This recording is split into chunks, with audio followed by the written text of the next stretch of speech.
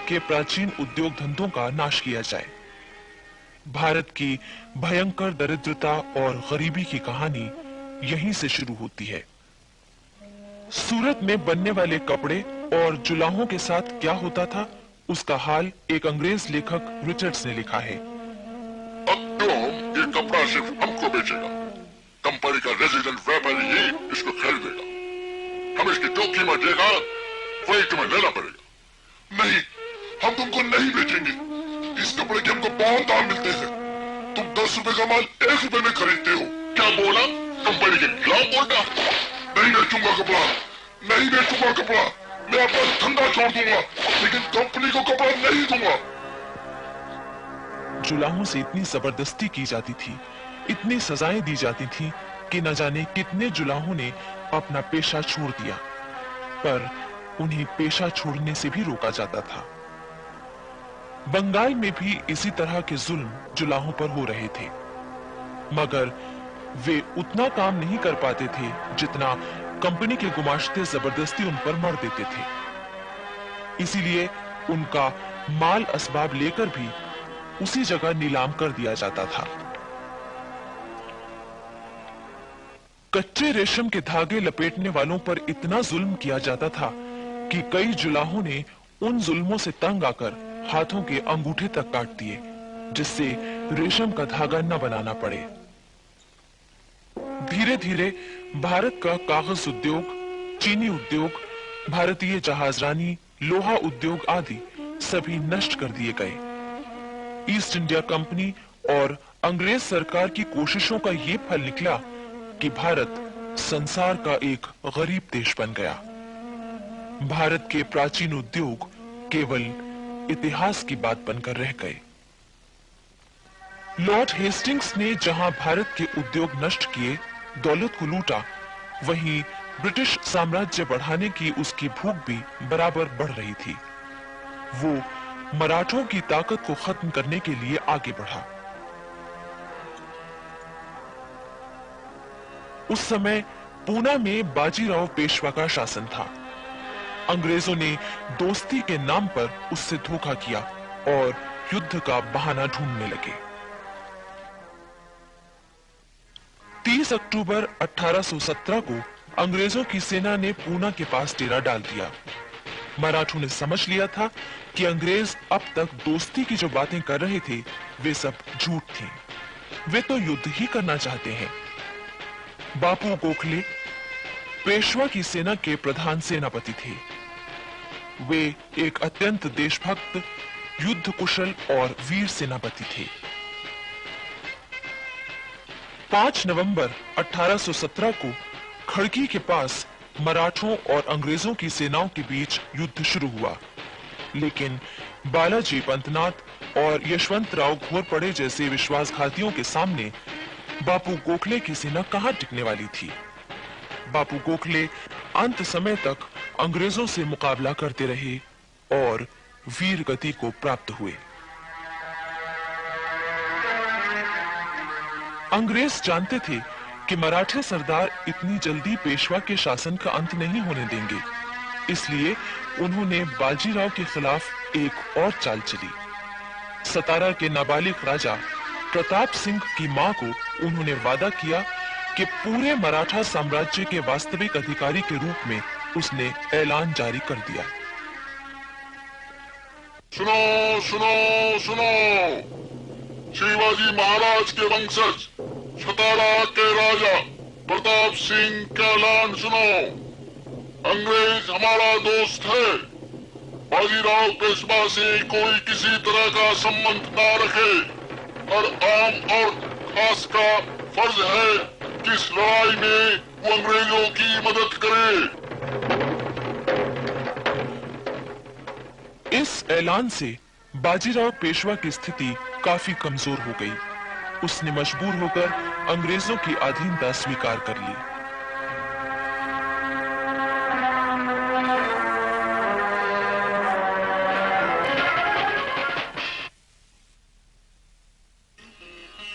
दिल्ली में सम्राट अकबर शाह ने बहुत कोशिश की कि उसको खर्च की रकम ज्यादा दी जाए, लेकिन अंग्रेज उसे इसके बदले नीचा दिखाने की कोशिश करते रहे। वे अकबर शाह का अपमान करने लगे। इससे अकबर शाह और उसके साथियों में अंग्रेजों के लिए नफरत बढ़ने लगी। सन 1837 में अकबर शाह की मृत्यु हो गई। उसका बेटा बहादुर शाह अपने पिता के सिंहासन पर बैठा।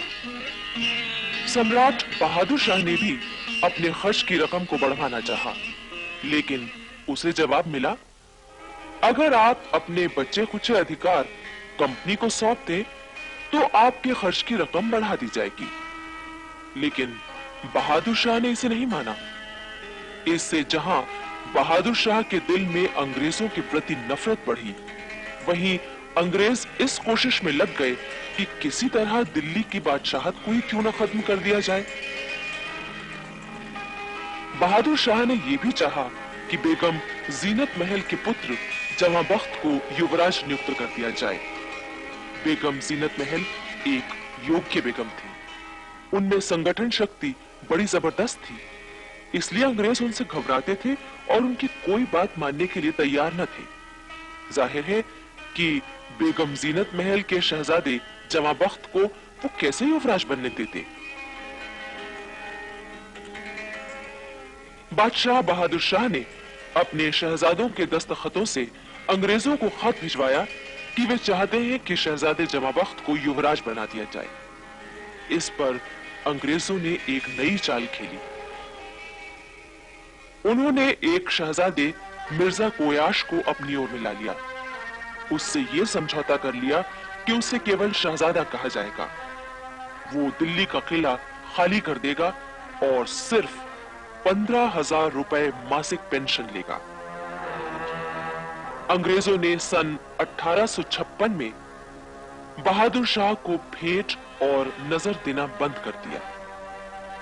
उन्होंने गवर्नर जनरल की मोहर पर से दिल्ली सम्राट का विशेष सेवक शब्द निकाल दिए। बादशाह की खुलेआम उपेक्षा होने लगी। कंपनी का जो सिक्का बादशाह के नाम पर ढाला जाता था, वो भी बंद कर दिया गया। बहादुर शाह के साथ होने वाले इस दुर्व्यवहार का फल ये हुआ कि बहादुर शाह और दिल्ली की जनता में विद्रोह की चिंगारी भड़क उठी। इसी चिंगारी ने 1857 में ज्वालाओं का रूप ले लिया था। 1857, जबकि भारतीय स्वतंत्रता संग्राम शुरू हुआ। लेकिन यह संग्राम किसी एक घटना का परिणाम न था, बल्कि भारत में ब्रिटिश साम्राज्य के बढ़ते हुए प्रभाव और अंग्रेजों द्वारा किए जा रहे जुल्मों का फल था। एक ओर दिल्ली के सम्राट बहादुर शाह जफर के मन में अंग्रेजों के प्रति घोर घृणा बैठ चुकी थी, तो दूसरी तरफ वो हर समय इसी चिंता में डूबे रहने लगे कि किस प्रकार मुल्क से अंग्रेजों को निकाला जाए। उधर अवध में नवाब वाजिद अली शाह का शासन समाप्त करने के लिए अंग्रेजों ने वाजिद अली शाह को बहुत बदनाम किया। सच तो यह है कि वाजिद अली शाह ने गद्दी पर बैठते ही सेना को सुधारने के लिए बड़े कड़े नियम बनाए थे। वे रोज सवेरे अपनी सेना से कवायद करवाते थे और खुद भी घोड़े पर मौजूद रहते थे। कंपनी के अफसरों को नवाब की हरकतें भला कैसे पसंद आती। लॉर्ड डलहौजी की आज्ञा से लखनऊ का रेजिडेंट आउटरम वाजिद अली शाह से मिलने आया है। नवाब साहब, कंपनी के गवर्नर जनरल लॉर्ड डलहौजी चाहते हैं कि आप इस कागज पर दस्तखत कर दें। क्या लिखा है इसमें? आप खुद पढ़ लीजिए। मैं वाजिद अली शाह खुशी से अपनी सल्तनत कंपनी को देने के लिए राजी हूँ। नहीं नहीं नहीं नहीं, हरगिज़ नहीं। आपका भलाई इसी में है कि आप दस्तखत कर दें। कंपनी सरकार से झगड़ा करना अच्छा नहीं। ले जाइए इसे और कंपनी सरकार को हमारा फैसला सुना दीजिए। 3 दिन बाद कंपनी की सेना लखनऊ के महल में जबरदस्ती घुस गई। महलों को लूटा गया, बेगमों का अपमान किया गया, वाजिद अली शाह को कैद करके कलकत्ते भेज दिया गया और पूरे अवध पर कंपनी का कब्जा हो गया।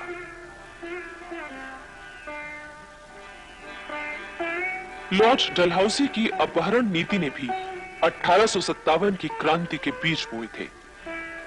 डलहौसी ने भारतीय नरेशों पर यह पाबंदी लगाई थी कि अगर उनके अपना पुत्र न हो तो वे कंपनी की मंजूरी के बिना किसी को गोद लेकर राज्य का उत्तराधिकारी नहीं बना सकते। अपनी इस नीति के जरिए डलहौसी ने किसी न किसी बहाने से बहुत सी रियासतों को कंपनी के अधिकार में ले लिया था। सतारा, पंजाब, नागपुर, सिक्किम, संबलपुर आदि रियासतें इसी तरह ली गईं।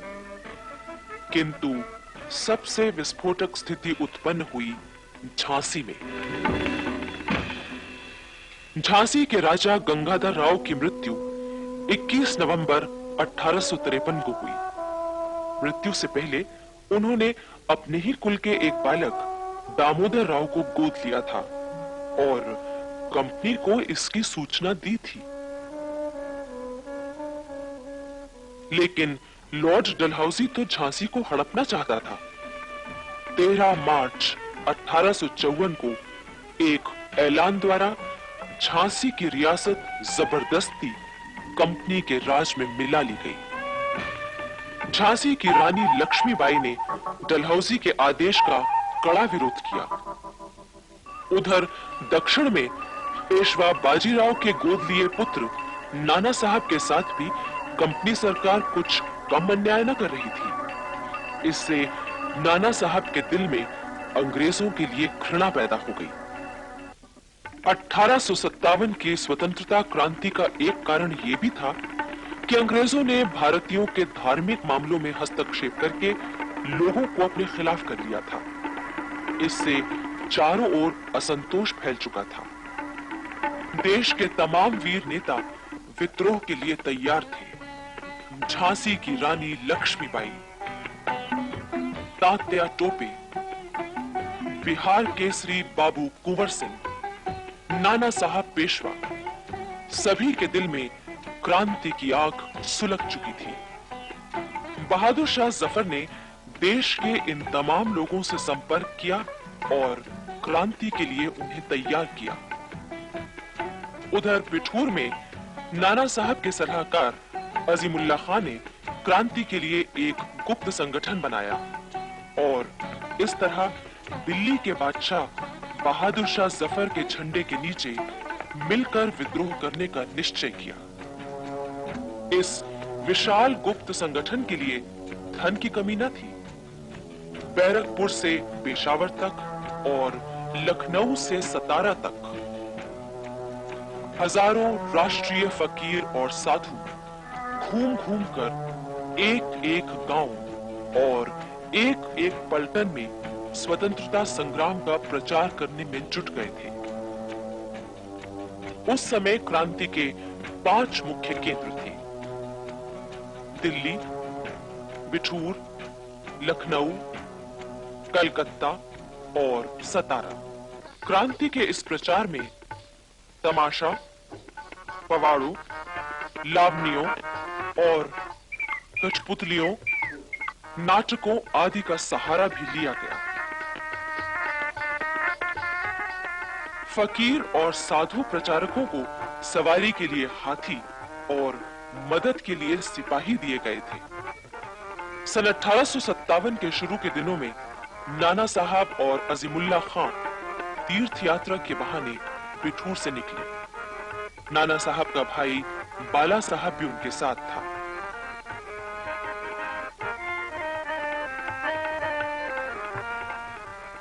सबसे पहले ये लोग दिल्ली पहुंचे। लाल किले के दीवाने खास में सम्राट बहादुर शाह, बेगम जीनत महल और दिल्ली के मुख्य नेताओं के साथ इन लोगों की गुप्त मंत्रणाएं हुई। इसके बाद नाना साहब अंबाला, लखनऊ, कालपी होते हुए बिठूर पहुंचे। सन 1857 की क्रांति के लिए नेताओं ने अपने संगठन के दो मुख्य चिन्ह तय किए थे, कमल का फूल और रोटी। कमल का फूल उन सब पलटनों में घुमाया जाता था जो इसमें शामिल थी। किसी एक पलटन का सिपाही फूल लेकर दूसरी पलटन में जाता था। उस पलटन भर में हाथों हाथ वो फूल सबके हाथों से निकलता था। जिसके हाथ में वो सबसे अंत में आता था, उसका कर्तव्य होता था कि वो अपने पास की दूसरी पलटन तक उस फूल को पहुंचा दे। इसका गुप्त अर्थ ये लिया जाता था कि उस पलटन के सब सिपाही क्रांति के लिए तैयार हैं। इस तरह से हजारों कमल पेशावर से बैरकपुर तक तमाम पलटनों में घुमाए गए। रोटी को एक गांव का चौकीदार दूसरे गांव के चौकीदार के पास ले जाता था। उस चौकीदार का कर्तव्य होता था कि वो उस रोटी में से थोड़ी सी खुद खाकर बाकी गांव के दूसरे लोगों को खिला दे। फिर गेहूं या दूसरे आटे की उसी तरह की रोटियां बनवाकर वो अपने पास के गांव तक पहुंचा दे। इसका मतलब ये होता था कि उस गांव की जनता राष्ट्रीय क्रांति में भाग लेने के लिए तैयार है। नाना साहब की यात्रा के दौरान ही सारे देश में क्रांति का दिन 31 मई तय किया गया था, किंतु इस तिथि की सूचना हर केंद्र के केवल मुख्य नेताओं को और हर पलटन के 3-3 अफसरों को दी गई थी। बाकी लोगों से कहा गया था कि वे अपने नेताओं के संकेत का इंतजार करें। उधर बैरकपुर छावनी में एक विस्फोटक घटना हुई। अरे पंडित जी, जरा अपना लोटा तो दे दो, पानी पीना है। मैं अपना लोटा कैसे दे सकता हूँ? अशुद्ध नहीं हो जाएगा।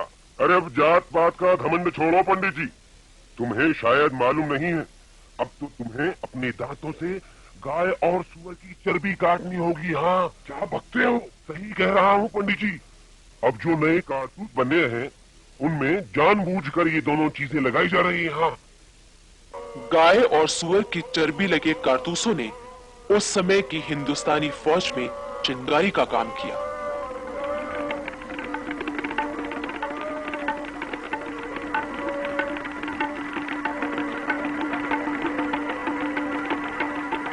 फरवरी 1857 में बैरकपुर छावनी के 19 नंबर पलटन के सिपाहियों को नए कारतूस दिए गए। सिपाहियों ने उन कारतूसों को इस्तेमाल करने से मना कर दिया। 19 नंबर पलटन में एक सिपाही था, मंगल पांडे। वो इस घटना से बहुत भरा हुआ था। 29 मार्च 1857 को पलटन को परेड मैदान पर बुलाया गया। अभी पलटन आकर खड़ी हुई ही थी कि अपनी भरी हुई बंदूक लेकर मंगल पांडे सामने कूद पड़ा और चिल्ला चिल्ला कर कहने लगा, भाइयों आओ, आप पीछे क्यों रहते हो? आओ, मैं आपको धर्म की सौगंध दिलाता हूँ। आजादी पुकार रही है कि हम फौरन अपने धोखेबाज दुश्मनों पर हमला बोल दें। रुकने का समय नहीं है। सार्जेंट मेजर ह्यूसन ने आदेश दिया कि मंगल पांडे को गिरफ्तार कर लिया जाए, पर सिपाही एक बार मंगल पांडे को देखते और एक बार अंग्रेज अफसर को। अगले ही क्षण मंगल पांडे की बंदूक से गोलियां चल पड़ी। मेजर ह्यूसन की लाश वहीं गिर पड़ी। लेफ्टिनेंट बॉग भी मरा नहीं था। उसने मंगल पांडे पर पिस्तौल से गोली चलाई, पर मंगल पांडे बच गए। इसके बाद मंगल पांडे तलवार निकालकर बॉग पर टूट पड़े और उसे मार दिया। थोड़ी देर में एक और अंग्रेज अफसर आया। उसने पांडे पर हमला करना चाहा तो एक सिपाही ने बंदूक का कुंदा उसके सर पर दे मारा। सारे सिपाही चिल्ला उठे, मंगल पांडे को हाथ मत लगाओ। इसके बाद एक बड़ा अफसर जनरल हियर्स गोरे सिपाहियों को लेकर आया। मंगल पांडे कह रहे थे, भाइयों, अब खड़ा भर चुका है, आप लोग विद्रोह का झंडा उठाएं। लेकिन सिपाही कुछ नहीं बोले। जब मंगल पांडे ने देखा कि सिपाही कुछ नहीं कर रहे हैं और वो अंग्रेज सैनिकों से घिर गया है, तो उसने अपने सीने में बंदूक दाग ली और वहीं गिर पड़े, पर मरे नहीं। मंगल पांडे को गिरफ्तार कर लिया गया और अस्पताल में उनका इलाज हुआ। 6 मई 1857 मेरठ छावनी में 90 हिंदुस्तानी सवारों की एक कंपनी को प्रयोग के तौर पर नए किस्म के कारतूस दिए गए। ये वही कारतूस थे जिनके बारे में कहा गया था कि इनमें गाय और सुअर की चर्बी लगी है। इन कारतूसों को दांत से काटकर चलाना था। 90 में से 85 सिपाहियों ने उन कारतूसों को इस्तेमाल करने से मना कर दिया। इन 85 सिपाहियों का कोर्ट मार्शल हुआ। आज्ञा न मानने के जुर्म में उन्हें 8 से 10 साल कैद की सजा सुनाई गई। 9 मई की सुबह उन 85 बंदी सिपाहियों को परेड मैदान में लाकर खड़ा किया गया। उनके सामने गोरी फौज और उसके साथ तोपखाना भी खड़ा किया गया। इस दृश्य को दिखाने के लिए छावनी के बाकी सिपाहियों को भी बुलाया गया ताकि वो भी सबक लें। बंदी बनाए गए सभी 85 सिपाहियों की वर्दियां उतरवा ली गईं। बेड़ियां डाल दी गईं। इस तरह अपमानित करके उन्हें जेल खाने ले जाया गया। अपने साथियों के साथ हुए इस जुल्म को देखकर वहां खड़े भारतीय सिपाही भीतर ही भीतर दुख और गुस्से से परेशान हो उठे। उसी दिन शाम को जब मेरठ छावनी के बाकी सिपाही बाजार में घूमने गए तो सभी ने उन्हें नफरत की निगाह से देखा। लो, ये आ गए बड़े सूरमा, अंग्रेजों के गुलाम। इनके भाई जेल में बंद हैं और ये यहाँ मूछें तानकर मक्खियां मारने आए हैं।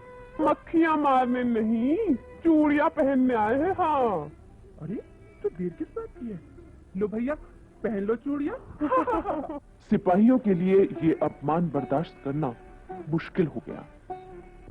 बैरकों में उसी रात गुप्त सभाएं हुई। न कोई सो सका, न किसी को चैन आया।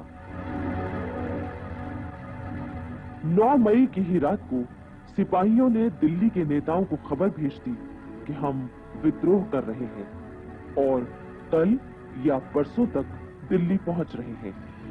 अब हमारे लिए 31 मई तक रुकना मुश्किल है। 10 मई 1857 उस दिन रविवार था। मेरठ शहर के अंदर नगर निवासी और हजारों हथियारबंद ग्रामवासी इकट्ठा हो रहे थे। उधर छावनी में वो सुबह आई जिसका क्रांतिकारी सिपाही सारी रात बेताबी से इंतजार करते रहे थे। उनका दल सबसे पहले जेल खाने की ओर बढ़ा। उन्होंने जेल की दीवार तोड़ दी और जेल में घुस गए।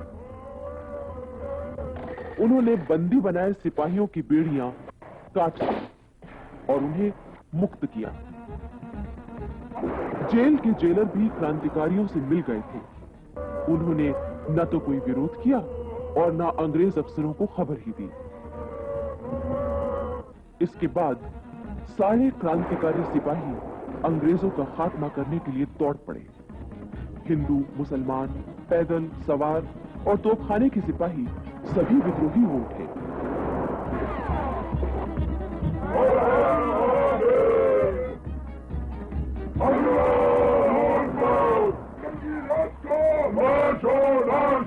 सब तरफ एक ही नारा गूंज उठा। उस दिन मेरठ में बहुत से अंग्रेज मारे गए। बंगलों, दफ्तरों और होटलों में आग लगा दी गई। शहर और छावनी दोनों जगह भयंकर विद्रोह छिड़ चुका था। तारों को काट दिया गया था और रेलवे लाइन पर क्रांतिकारी सिपाहियों का पहरा लगा था। 11 मई 1857 की सुबह 8 बजे क्रांतिकारियों का दल दिल्ली पहुंचा। वे 10 तारीख की रात को ही मेरठ से चल दिए थे। दिल्ली के क्रांतिकारी नेताओं को तो उनके आने की खबर थी, लेकिन अंग्रेज अफसरों को कुछ भी पता नहीं था। जैसे ही अंग्रेज फौजी अफसर कर्नल रिपले को खबर मिली, वो 54 नंबर देसी पलटन को लेकर मुकाबले के लिए आगे बढ़ा। अपने भारतीय सिपाहियों को मुकाबले में देखकर मेरठ के क्रांतिकारियों ने हर हर महादेव, अल्लाह अकबर, अंग्रेजी राज का नाश हो, बहादुर शाह जफर की जय ऐसे नारे लगाए।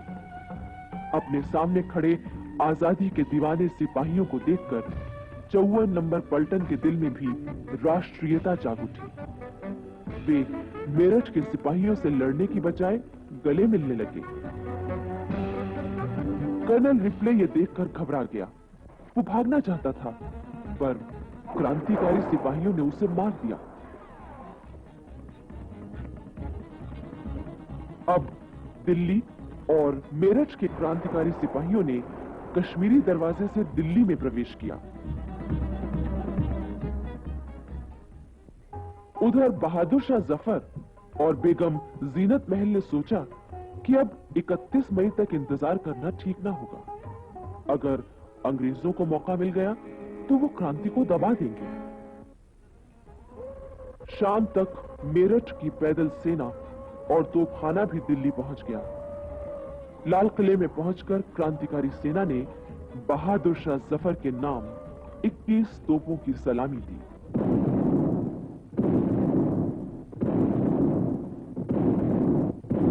बहादुर शाह के पास पहुंचकर क्रांतिकारी सिपाहियों ने उन्हें सलाम किया और मेरठ का हाल सुनाया।